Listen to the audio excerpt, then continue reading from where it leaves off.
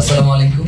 আপনারা জানেন যে গতকাল থেকে আমরা শহীদ ওসমান হাদির হত্যার সুষ্ঠু তদন্তের জন্য ডক্টর মোহাম্মদ ইউনূসকে জাতিসংঘে একটি চিঠি প্রেরণের জন্য আহ্বান জানিয়ে তার বাসভবনের সম্মুখে অবস্থান করছিলাম। আমরা খুব গুটি কয়েক মানুষ সেখানে ছিলাম এবং আমরা পুরো গতকাল 4টা থেকে আজকের এই সময় পর্যন্ত শহীদ ওসমান হাদির স্ত্রী, তার সন্তান এবং আমরা পুরোটা সময় ধরে কিভাবে শান্তিপূর্ণভাবে আমাদের এই দাবিটা আদায় করা যায় সেটা নিয়ে আমরা আমাদের মতো করে এগোচ্ছিলাম। এবং আমাদের সাথে সরকারের বিভিন্ন সময়ে তারা কোনোভাবেই আমাদের কাছে ওইভাবে করে যোগাযোগ করতে তারা স্বাচ্ছন্দ্য বোধ করে নাই। আমাদের কাছে মনে হয়েছে নয়তো 8 ঘন্টা শহীদ ওসমান হাদির স্ত্রী যমুনার সামনে ছিলেন, যমুনা থেকে একজন পিয়ন বের হয়ে তাকে সম্মান জানানোর এতটুকু প্রয়োজন বোধ করেন নাই। তো আমরা আজকে যখন শহীদ ওসমান হাদির স্ত্রী তিনি বিকেল বেলা জুমার নামাজের পরে তিনি আবার যখন এসে যমুনা অভিমুখে আসতে রওনা দিয়েছেন, প্রায় কাছাকাছি চলে এসেছেন, তখন আমাদের কিছু ভাই বোন তাদেরকে আমরা ভিতরে পাঠানোর জন্য চেষ্টা করতেছিলাম, কারণ শহীদ ওসমান হাদির স্ত্রী একা হয়ে গেলে তার সাথে কি ধরনের পরিস্থিতি ঘটতে পারে সেটা জানবার জন্য মূলত আমরা তাদেরকে প্রেরণ করবার চেষ্টা করেছিলাম। এবং ভিতরে আমাদের কিছু ইনকিলাব কর্মী মঞ্চের সদস্য ছিল যাদেরকে ভিতর থেকে আবার বাইরে আসতে দেওয়া হচ্ছিল না। তো এই সার্বিক পরিস্থিতি তদারকির জন্য আমরা জুমা এবং শান্তা সহ যুবাকে প্রেরণ করেছিলাম যাতে ওরা গিয়ে দেখে আসে এবং ওদেরকে সঙ্গে করে নিয়ে আসে। তো প্রথম অবস্থায় সেটা হচ্ছে পুলিশ কোনোভাবেই তাদেরকে ভিতরে যেতে দিবে না। তো ওরা অনেকভাবে বোঝানোর চেষ্টা করেছে কিন্তু কোনোভাবেই ওরা মানতে ছিল না। পরবর্তীতে আমরা বলেছিলাম যে এবং এটা তো একদম খুবই সহজ ব্যাপার, 1 মিনিটের ব্যাপার, আমাদেরকে সরিয়ে দেওয়া এই ওখান থেকেই করা। তো ওরা কি করেছে, জুমা এবং শান্তার গায়ে হাত তুলেছে এবং দেখবেন যে শান্তাকে গলা চেপে ধরেছে এবং জুমার পুরো গালে তারা তাদের খামচি দিয়েছে আর কি, মানে এইটা কি, এবং বুট দিয়ে ওদেরকে রাস্তায় পাঠিয়েছে। তো এই যে ফ্যাসিবাদী আমলের যেই পুলিশ, এই যে পুলিশ লীগ, তারা আবার নতুন করে যে মাথাচাড়া দিয়ে হচ্ছে এবং তাদেরকে যে কেউ কন্ট্রোল করতে পারছে না। আমরা দেখতেছিলাম যখন আমাদের উপরে হামলা হয়েছে তখন পুলিশের ঊর্ধ্বতন কয়েকজন কর্মকর্তা, ডিজি কমিশনার, তিনি চেষ্টা করছিলেন বারংবার যে আসলে যাতে আমাদের উপরে হামলাটা না হয়, কিন্তু পরক্ষণেই আমরা দেখতে পেয়েছি যে তার আদেশ অমান্য করে পেছন থেকে পুলিশের কিছু সদস্য তারা অতর্কিত হামলা করেছে এবং আমাদের ভাইদেরকে রক্তাক্ত করেছে। তো আমরা ইনকিলাব মঞ্চের পক্ষ থেকে এর তীব্র নিন্দা জানাই এবং যারা এই আক্রমণের সাথে জড়িত রয়েছে তাদেরকে অতি দ্রুত বিচারের মুখোমুখি করবার জন্য আহ্বান জানাই। কারণ বাংলাদেশের জনগণ এই মুহূর্তে প্রচন্ডভাবে তারা ক্ষেপে রয়েছে, তারা কোনোভাবেই এই ব্যাপারটাকে মেনে নিতে পারছে না। যার কারণে আমরা বলবো বাংলাদেশের আইন শৃঙ্খলা পরিস্থিতি এবং জনগণকে শান্ত রাখবার জন্য আপনাদের অতি দ্রুত আজকে কারা কারা হোটেল ইন্টারকন্টিনেন্টাল এবং যমুনার যে সকল পুলিশ সদস্য দায়িত্বে ছিলেন তাদেরকে চিহ্নিত করার ব্যবস্থা করেন। এবং তারা যেই কাজটা করেছে সেটা হচ্ছে অধিকাংশ পুলিশ সদস্যের কোনো নেম প্লেট ছিল না, তারা নেম প্লেট খুলে ফেলেছে এবং প্রত্যেকে মাস্ক পরা ছিল।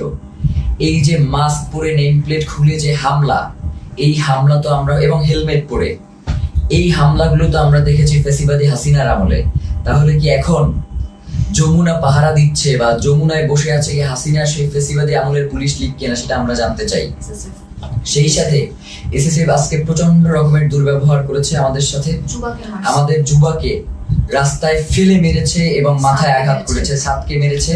তো এই যে, এবং আমাদের ইনকিলাব মঞ্চের এমন কোনো কর্মী নাই যে আজকে এই হামলায় আহত হয় নাই। তো এখন আমরা এই প্রশাসনের কাছে জানতে চাই, আমরা তো সুনির্দিষ্ট একটা দাবি নিয়ে ওখানে গিয়েছিলাম যে জাতিসংঘের অধীনে যাতে শহীদ ওসমান হাদির হত্যার বিচারটা করা হয়, এই তদন্তটা নিশ্চিত করা হয়। তাহলে কারা শহীদ ওসমান হত্যার তদন্ত জাতিসংঘের অধীনে দিতে চায় না, যে আজকে স্পষ্ট হয়ে গেছে। আমরা মনে করছি যে প্রধান উপদেষ্টার, আমরা মনে করছি এই যে উপদেষ্টা পরিষদটা যে রয়েছে, এই উপদেষ্টা পরিষদের একটা অংশ শহীদ ওসমান হাদির খুনের সাথে জড়িত, নয়তো কোনোভাবেই এভাবে আর কি অমানবিকভাবে আক্রমণ করার কোনো প্রশ্নই আসে না, যেহেতু এটা শান্তিপূর্ণ অবস্থান ছিল। এবং আপনারা দেখবেন যে প্রধান উপদেষ্টার দপ্তর থেকে একটা তারা প্রেস রিলিজ দিয়েছে এবং সেখানে বলেছে যে আমরা নাকি জল কামানের উপরে উঠে গিয়েছিলাম, অথচ ছবিতে স্পষ্ট করে দেখা যাচ্ছে যে আমরা উল্টো জনগণকে শান্ত করবার জন্য চেষ্টা করছিলাম। যখন জনগণ দেখেছে যে ভিতরে জুমা এবং শান্তাকে রাস্তায় ফেলে মারা হচ্ছে, জনগণ কোনোভাবেই এটা মেনে নিতে পারে নাই, যার কারণে এইখানে ওই উদ্ভূত পরিস্থিতির সৃষ্টি হয়েছে। এর পুরো দায়ভার ওইখানে দায়িত্বরত পুলিশ প্রশাসন এবং সরকারকেই বহন করতে হবে। প্রিয় ভাইয়েরা, আপনাদেরকে স্পষ্ট করে জানাই যে সামনে খুবই গুরুত্বপূর্ণ একটা নির্বাচন রয়েছে 12 তারিখ। এখানে বাংলাদেশের স্বাধীনতা, সার্বভৌমত্ব সহ বাংলাদেশের নিরাপত্তা জনিত বেশ কিছু বিষয় জড়িত রয়েছে, যার কারণে অবশ্যই 12 তারিখে নির্বাচন হতে হবে। এবং যারা 12 তারিখে নির্বাচন বানচাল করে দেওয়ার জন্য আমাদের উপরে আক্রমণ করেছে, তাদের এই নীল নকশাকে বৃদ্ধাঙ্গুলি দেখিয়ে আমাদের জনগণের অধিকার আমাদের বাস্তবায়ন করতে হবে। প্রিয় ভাইয়েরা, জনগণ, বাংলাদেশের জনগণ প্রচন্ড শান্তিপ্রিয় এবং তারা সব সময় সরকারকে সহযোগিতা করে আসছে, কিন্তু সরকার সেই জনগণের উপরে আজকে মুহুর্মুহু sound grenade, tear shell, rubber bullet এগুলো নিক্ষেপ করেছে। এবং এখনো তারা বিভিন্ন জায়গায়, যেমন শাহবাগে এখনো সম্ভবত আক্রমণ চলছে। একটু আগেও আমরা এই লাইভ শুরু করবার আগে দেখতেছিলাম যে শাহবাগে আক্রমণের মতো ঘটনা ঘটতেছে। তো এবং 100-র অধিক শাহবাগেও আহত হয়েছে। তো এই যে পুলিশের ন্যাক্কারজনক হামলা এবং তাদের যে লাগাম টেনে ধরা হচ্ছে না, তারা বলছে, মানে আপনি একটা জিনিস খেয়াল করেন, তারা বলছে যে আয় হাদির লাশ নিয়ে যা। মানে এইটা পুলিশের, মানে সে যদি আওয়ামী লীগ না হয়, সে যদি মানে সত্যিকার অর্থেই কোনো পুলিশ সদস্য হয়ে থাকে, তাহলে তার এই ধরনের কথা বলবার কোনো প্রশ্নই আসে না। তো আমরা স্পষ্টভাবে বুঝতে পারছি যে বর্তমান পুলিশ প্রশাসনের এই যে আওয়ামী লীগ গোষ্ঠী যারা এখন পর্যন্ত রয়ে গেছে, তাদেরকে ছাঁটাই করবার না করবার কারণে এই ধরনের উদ্ভূত পরিস্থিতি তৈরি হয়েছে। এর দায়ভার এই অন্তর্বর্তীকালীন সরকারকেই নিতে হবে। এবং আমরা আশঙ্কা করছি যে যমুনার ভিতরে হয়তো অন্তর্বর্তীকালীন সরকার সেফ না, কারণ যারা আমাদের উপরে যেইভাবে আক্রমণ করেছে, তারা যে কোনো মুহূর্তে যমুনায় ডক্টর মোহাম্মদ ইউনূসের উপরেও আক্রমণ করতে পারে। এই ধরনের একটা আমরা আশঙ্কা বোধ করছি, কারণ এদের আক্রমণের সাথে হাসিনার পুলিশ লীগের আক্রমণ পুরোপুরি মিলে যাচ্ছে। এবং সেই সাথে আমরা এটাও আপনাদেরকে বলতে চাই যে আমরা দেখতেছেন তো আমাদের কি অবস্থা, তারপরেও আমাদেরকে শান্তিপূর্ণভাবে সকল অবস্থার মোকাবেলা করতে হবে। আমরা চাই যাতে বাংলাদেশে কোনো উদ্ভূত পরিস্থিতির সৃষ্টি না হোক, যার মাধ্যমে মূলত আজকের আক্রমণটা হয়েছেই হচ্ছে নির্বাচনকে বানচাল করে দেওয়ার জন্য। সুতরাং এই নির্বাচন অবশ্যই হতে হবে এবং সেটা 12 তারিখেই হতে হবে। এবং যারা নির্বাচন বানচাল করতে চায় তাদেরকে আমাদের রুখে দিতে হবে। আমরা কোনোভাবেই এই নির্বাচনকে বানচাল করতে দিব না, কারণ বাংলাদেশের জন্য এই নির্বাচন অত্যন্ত গুরুত্বপূর্ণ। প্রিয় ভাইয়েরা, সেই সাথে আমরা আপনাদেরকে স্পষ্ট করে যে জিনিসটা জানাতে চাই, সেটা হচ্ছে শহীদ ওসমান হাদির হত্যার যে তদন্ত, সেটা জাতিসংঘের অধীনেই হইতে হবে। আমাদের এখানে আমরা তাদের সাথে কথা বলেছি, তারা আমাদেরকে আশ্বস্ত করেছিল যে জাতিসংঘের অধীনে এটার তদন্ত হবে, কিন্তু তারা কোনো ধরনের সময়সীমা বেঁধে দেয় নাই। তারা ইতিপূর্বেও আমাদেরকে আশ্বস্ত করেছিল তারা ক্ষমতায় থাকা অবস্থাতেই শহীদ ওসমান হাদির হত্যার বিচার করবে, কিন্তু তারা সেই বিচার করতে পারে নাই। যার কারণে আমরা তাদের শুধুমাত্র কথায় আশ্বস্ত না হয়ে আমরা তাদের কাছে একটা দাবি করেছিলাম যে আপনি কবে নাগাদ এই কাজটুকু বাস্তবায়ন করবেন, এই চিঠিটা ইস্যু করবেন, সেটা আমাদেরকে জানান। এখন রাষ্ট্রের কাছে যদি আমাদের এতটুকু দাবি জানানোর অধিকার না থাকে, তাহলে তো বাংলাদেশ বলে কোনো রাষ্ট্র এই মুহূর্তে সাস্টেইন করবার কথা না। এখন তো এই রাষ্ট্র তাহলে অন্য দেশের প্রক্সি দিচ্ছে এই রাষ্ট্র কোনো না কোনো ভাবে। তো প্রিয় ভাইয়েরা, আপনাদেরকে স্পষ্ট করে বলি, শহীদ ওসমান হাদির হত্যার তদন্ত জাতিসংঘের অধীনেই হইতে হবে এবং 8 তারিখে অবশ্যই এই অন্তর্বর্তীকালীন সরকারকে জাতিসংঘের কাছে চিঠি প্রেরণ করতে হবে। প্রিয় ভাইরা, এক্ষেত্রে আমাদের কিছু দাবি রয়েছে। চিঠি শুধু প্রেরণ করলেই হবে না, চিঠির ভিতরে নিম্নলিখিত আমরা যে বিষয়গুলো বলবার চেষ্টা করছি সেগুলো অন্তর্ভুক্ত থাকতে হবে। প্রথমত, সরকারকে UNOHCHR কে অনুরোধ করতে হবে যেন তারা শহীদ শরীফ ওসমান হাদি হত্যাকাণ্ডে একটি স্বাধীন ও নিরপেক্ষ ইন্ডিপেন্ডেন্ট ফ্যাক্ট ফাইন্ডিং ইনভেস্টিগেশন পরিচালনা করে। এই তদন্তের স্পষ্ট কার্যপরিধি থাকবে যাতে ঘটনার সত্যতা নির্ধারণ, দায়ী ব্যক্তি ও তাদের সহায়ক নেটওয়ার্ক শনাক্তকরণ এবং জবাবদিহিতা নিশ্চিত করে করণীয় সুপারিশ অন্তর্ভুক্ত থাকবে। সরকারকে অনুরোধ করতে হবে যেন তদন্তে শুধু সরাসরি হামলাকারীদের নয়, বরং আড়ালে থাকা পরিকল্পনা, ষড়যন্ত্র জড়িত থাকা বা সহযোগিতা, সহায়তা প্রদান কিংবা আশ্রয় প্রশ্রয় ও চিহ্নিত করা হয়, যা হত্যাকাণ্ড ও পরবর্তী পালিয়ে যাওয়াকে সম্ভব করেছে। মূল কথা হচ্ছে, খুন যারা করেছে, খুনের পেছনে যারা পরিকল্পনা করেছে, এখন পর্যন্ত খুনিদেরকে যারা আশ্রয় প্রশ্রয় দিয়ে রাখছে, তাদেরকেও এই তদন্তের মাধ্যমে উদ্ঘাটন করে নিয়ে আসতে হবে। সরকারকে পূর্ণ সহযোগিতার নিশ্চয়তা দিতে হবে। এতে প্রাসঙ্গিক প্রমাণ ও স্থান সমূহে প্রবেশাধিকার অন্তর্ভুক্ত থাকবে। একই সঙ্গে রাষ্ট্রীয় বা অরাষ্ট্রীয় কোনো পক্ষের হস্তক্ষেপ না হওয়ার নিশ্চয়তা প্রদান করতে হবে। কিছু অভিযুক্ত সন্দেহভাজন বিদেশে পালিয়ে থাকতে পারে এমন প্রতিবেদনের প্রেক্ষিতে সরকারকে OSCHR এর সহায়তা চাইতে হবে, যাতে স্ট্রাকচার্ড ক্রস বর্ডার কোঅপারেশন নিশ্চিত হয়। এর মধ্যে লিগ্যাল অ্যাসিস্ট্যান্স ও ইনফরমেশন শেয়ারিং অন্তর্ভুক্ত থাকবে, যাতে দায়ীরা জবাবদিহিতা এড়িয়ে যেতে না পারে। মূল কথা হচ্ছে, শহীদ ওসমান হাদির হত্যার তদন্ত জাতিসংঘের অধীনেই হইতে হবে এবং এই তদন্ত কাজ যাতে কোনো ধরনের বাধাগ্রস্ত না হয়, সকল ধরনের সহযোগিতা এই রাষ্ট্রের পক্ষ থেকে নিশ্চিত করতে হবে। এর বাইরে আমাদের কাছে কোনো সেকেন্ড অপশন নাই। আজকে আমাদেরকে গুলি করেছেন, কালকে প্রয়োজনে আমাদেরকে মেরে ফেলেন, কিন্তু শহীদ ওসমান হাদির হত্যার বিচারই বাংলার জমিনে হইতেই হবে। এর বাইরে কোনো সরকারের সেকেন্ড কোনো অপশন নেওয়ার কোনো সুযোগ নাই।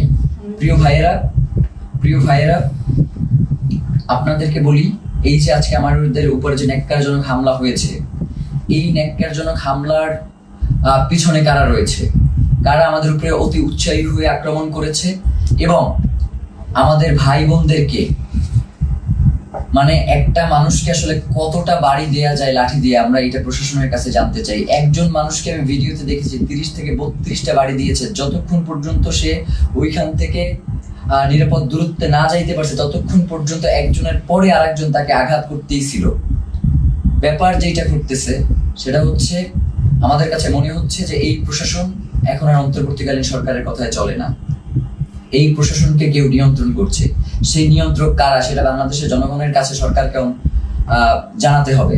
নয়তো এই সরকারের অবশ্যই দায় থেকে যাবে যে কারা জুলাই জনতার উপরে এই আক্রমণটা করলো। তারা শহীদ ওসমান হাদিকে হত্যা করতে পারে নাই। শহীদ ওসমান হাদির হত্যার বিচারের দাবি যদিও জানানো না যায়, তাহলে তো এই রাষ্ট্র সামনে ফাংশন করবে না। এবং আমরা ইতিমধ্যেই দেখতে পেয়েছি যে রাজনৈতিক দলগুলো থেকে এই আক্রমণের ঘটনার ব্যাপারে প্রচন্ড উল্লাস প্রকাশ করা হচ্ছে, আপনারা দেখেছেন। আমরা আপনাদেরকে স্পষ্ট করে জানাই, এই 12 তারিখ ভোটের মধ্য দিয়ে তাদেরকে আপনাদের একটা স্পষ্ট বার্তা জানান দেওয়ার সুযোগ রয়েছে। আপনারা 12 তারিখ তাদেরকে ভোটে পরাজিত করে ইনসাফ ও বাংলাদেশের স্বাধীনতা সার্বভৌমত্বের একটা রাষ্ট্র গড়ে তুলবেন, এমনটাই আমাদের প্রত্যাশা। এবং গণভোটে অবশ্যই আপনারা হ্যাঁ দিবেন, কারণ জুলাই সনদ বাংলাদেশের জন্য অত্যন্ত গুরুত্বপূর্ণ। এর সাথে বাংলাদেশের স্বাধীনতা সার্বভৌমত্ব, সীমান্ত, নিরাপত্তা সবকিছু জড়িয়ে আছে। যার কারণে জুলাই গণভোটে আপনাদেরকে অবশ্যই হ্যাঁ দিতে হবে এবং যারা সৎ এবং যোগ্য, তারা যে দলেরই হোক না কেন, তাদেরকে ভোট দিয়ে আপনাদেরকে ইনসাফের বাংলাদেশ প্রতিষ্ঠার জন্য ক্ষমতায় নিয়ে আসতে হবে। এবং সাধারণ জনগণকে আপনারা আহ্বান জানাই যে আপনারা 8 তারিখ পর্যন্ত একটু ধৈর্য ধারণ করুন, যেহেতু সরকারের পক্ষ থেকে স্পষ্ট বিবৃতি দেওয়া হয়েছে যে 8 তারিখে তারা জাতিসংঘের কাছে এই চিঠি ইস্যু করবে, প্রেরণ করবে। তো এবং তার আগে অবশ্যই এই চিঠি প্রেরণের আগে এই চিঠিতে তারা কি লিখেছে সেটা আমাদেরকে দেখাতে হবে। এটা না দেখিয়ে কোনো ধরনের ছল চাতুরি মার্কার চিঠি কোনো প্রেরণ করা যাবে না এবং এটা অবশ্যই আমাদেরকে নিশ্চিত করতে হবে। প্রিয় ভাইয়েরা, বাংলাদেশের স্বাধীনতা সার্বভৌমত্ব এবং ইনসাফের লড়াইয়ের জন্য শহীদ ওসমান হাদি শাহাদাত বরণ করেছেন। আমাদেরকেও যদি শাহাদাত বরণ করতে হয়, আপনারা ইনসাফের এই লড়াইকে কোনোভাবেই থামিয়ে দেবেন না। ইনসাফের এই লড়াই আমাদেরকে অবশ্যই চালিয়ে নিয়ে যেতে হবে যতদিন পর্যন্ত বাংলাদেশে আমরা বাংলাদেশের আজাদিকে টিকিয়ে রাখতে আমরা চাই। আমার আশেপাশের 2 জন প্রচন্ডভাবে আক্রান্ত হয়েছে, আমি নিজে আক্রান্ত হয়েছি। আমার এবং আমাকে এবং প্রত্যেকের মাথা টার্গেট করে, এই যে আমার পাশে সালাউদ্দিন আম্মার বসে আছে, ওকে মাথা লক্ষ্য করে গ্রেনেড নিক্ষেপ করা হয়েছে, কিন্তু আল্লাহকে বাঁচিয়ে দিয়েছে যে সেটা জায়গা মতো ওরা নিক্ষেপ করতে সক্ষম হয়নি। ওর মুখে সেলাই দিতে হয়েছে, ওর হাতে ব্যান্ডিজ, জুমার গালের প্রত্যেকটা জায়গা আছড়ানো, মাথায় বাড়ি দিচ্ছে, শান্তাকে গলা টিপে ধরেছে।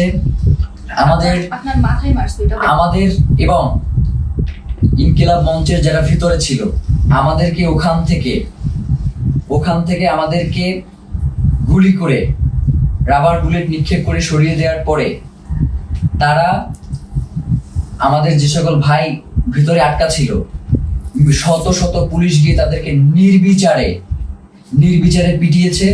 ফাহিম সহ 2-3 জনের হাত ভেঙে গিয়েছে এই পিটানে। আমরা আমাদের আরেকজন কর্মী যার অবস্থা খুবই সংকটাপন্ন ছিল, যাকে অক্সিজেন দিয়ে তারপর হসপিটালে নিয়ে আসতে হয়েছে এবং তাকে প্রচন্ডভাবে মাথায়, হাতে, কোমরে সব জায়গায় এত পিটানো হয়েছে যে সে এখন ট্রমাটাইজড।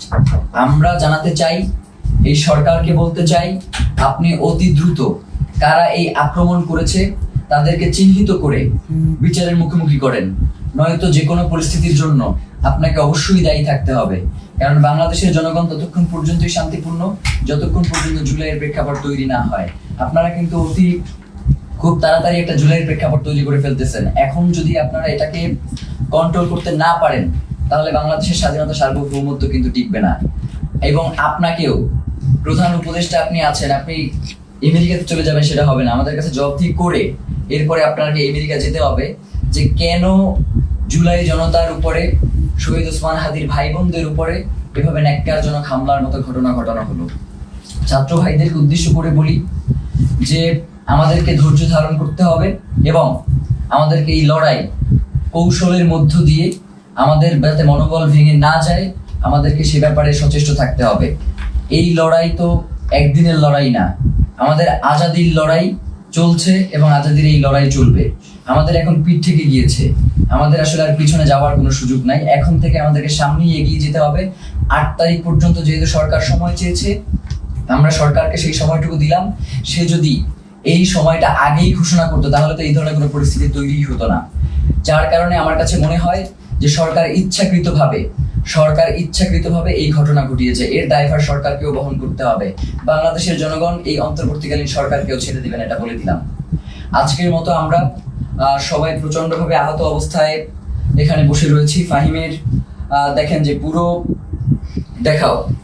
যে পুরো ট্রাউজারটা ওর রক্তে লাল হয়ে আছে, আমার পুরো পাজামার রক্তে লাল হয়ে আছে, ওর পুরো হাত আঙুল ভেঙে গেছে, মুখে সেলাই দেয়া, এবং এইভাবে প্রত্যেককে এমন ভাবে আক্রমণ করা হয়েছে। আল্লাহ আমাদেরকে রক্ষা করেছেন, নয়তো তাদের যেই ধরনের আজকে আক্রমণের ভূমিকা ছিল তারা আমাদেরকে খুন করবার উদ্দেশ্য নিয়ে এই আক্রমণটা করেছে।